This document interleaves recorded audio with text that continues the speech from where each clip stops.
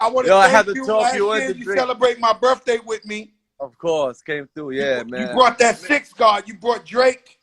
Yeah, I did. Yep. I mean, crack, man. You one of the last of the chosen ones, man. That really lived it. That really, that really seeing people come up and down and really care for artists. There's a lot of OGs here that don't care, never help nobody. They only care about them, their family, and whatever they got going on home. We call an extended family the thing that I learned from you and from others. When you reach out, you help the up and coming. That's why you knew Fred the Godson, and a million more. You know what I'm saying? It's just in your blood. It just to see you still here is something that people should learn from. You know what I'm saying? And learn how to take break. I mean, the obstacles I went through, I can just imagine what you went through. Oh man, you can forget that one. That was it was very dangerous at that time, man. It was. You know what I'm saying? So yeah, crack. I mean, if anybody deserving you is my brother. Always Let help. me tell you something. I took your music to Hot 97. So I'm gonna tell you how this went. Yeah, talk to them. This is Joprah time, right? Ah, I seen you on the come up, Coke Boys. You used to hang out with Booby the Boxer, Pun's cousin. shout out to Booby up. And everywhere I went, I would see French Montana, the back of the rucker. Anywhere I went, you was in the scene. Grinding. So I can't act like I ain't see you. Like you Yeah. was everywhere, right? You chose not to see me because you was like, let him work some couple more times before I embrace him. You know, we had to let you you know, get into it. You had to get into it. And then my son Ryan, he come to me with your music and he's like, yo, this is my favorite rapper in the world. And I'm like, who? And he's like, French Montana. He would play your every day in my Shout out house to for Ryan. hours. That's my guy. Drake from Cool and Dre is also a big fan of yours. So I took the record to Hot 97, and because you had beef with Jim Jones and them, Yeah, that's why we shouted you out so crazy. they didn't want to play your music, even though you was heating up on the streets. Yeah. So I told them, you're playing yourself. This is the hottest on the streets. Mm-hmm. And I made them play your music. That's 1,000,000% factory. Facts. So, and I never forget, maybe 4 months later, you were shooting the Pop That video. You blew up overnight. Like you just, I mean, from hard work, but you blew up overnight. Like it was we like, did, and we you did never looked shot back. caller. We did the shot caller first. You came through for me to Mount Haven Projects. I'll tell you something else. Shout out to Mount, shout out to Kai, shout out to everybody. Yeah. Let me tell you something. One of the first, when I was 14, I was hustling in Mount Haven Projects. See what I'm saying? Listen, I came to your video. That's in the Bronx. And one of your little men told me, hey, yo, Crack, don't worry about nothing. You good here. I looked at him like, bro, I've been hustling on this block since I'm 14. Like, are you on drugs? Like, yo, bro, what? I've been down, shout out, my rest in peace, my man Gordo from Cyprus. Me and him used to be right where we shot your video. But shot callers, I came to that bit, the shot callers, man, broke open the game. That's what opened it. I mean, because remember we had the Coke wave with me and Max B. Then shot caller was my first step in by myself, and that's when you came through the projects and we had everybody there, and it was in the hood, and it was like, this kid can't be stopped. That's when it was like that.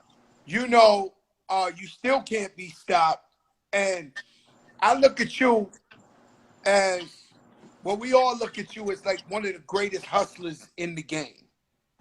Thank you, my brother. You at the right place at the right time. Now I could say to you, as your brother, I could understand why people get mad and they jump out the window when you say you could go hit for hit with Kendrick Lamar. Kendrick Lamar, he's the Nas, Jay-Z of this time lyrically. You understand what I'm saying? Mm-hmm. And French Montana, he make party music, anthems, hits. I understood what you were saying and the matchmaking, and I just don't understand how, French, you squashed the biggest beef of your life with Jim Jones one day.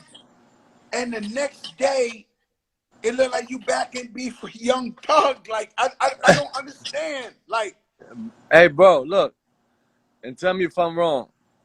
I'm sitting here trying to figure out and explain to people why I feel like me and Kendrick could go head to head, hit for hit. See, a lot of people didn't listen to the question when I said it. So as I'm sitting there trying to explain to people, Young Thug come out of nowhere and call me a fool. And crack, we come from the Bronx. You don't call no grown man a fool because you have an opinion. Then trying to backtrack and be like, that was my musical opinion. That's you, crack. You don't do that. You don't call nobody a fool as a musical opinion. I know you And gotta you know, and represent all I yourself. It did, happened to me my whole life. I get it. yeah. I So just all I did, I want the people to know, all I did was stand up for myself at every situation. The Jim Jones beef, that was Mac's beef, but he's my brother, so his beef is my beef. And I not beefed with Jim 15 years because of Max. And I still didn't squash the beef with Jim until Max said, it's all good. So that's what type of guy I am. You know what I'm saying? So you're not going to come and call me a fool knowing it's about something else that had nothing to do with me and Kendrick just so you come out like, it was whack. It was whack, and I hate that it happened like that. Since it's Ramadan, it's my second day fasting. I want to, do, you know what I mean, do the positive thing here and stay out the way of the trouble.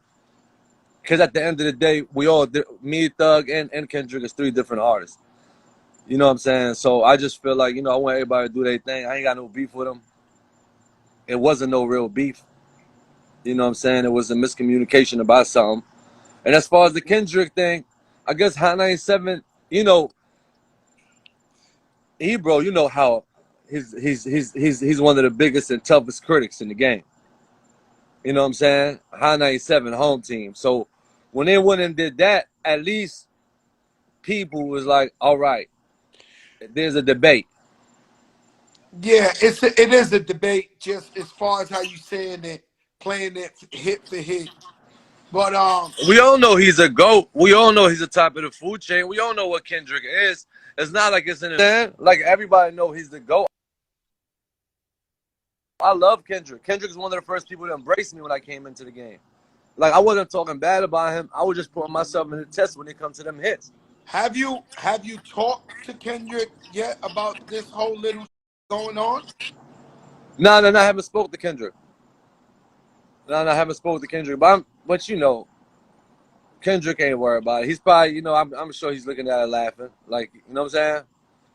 But I just feel like another man shouldn't have no say so about 2 other men. I get it, man. I get it, man. But You know what I'm saying? What our mothers told us when we was young. If you don't have nothing good to say, don't say it. then Don't when say it.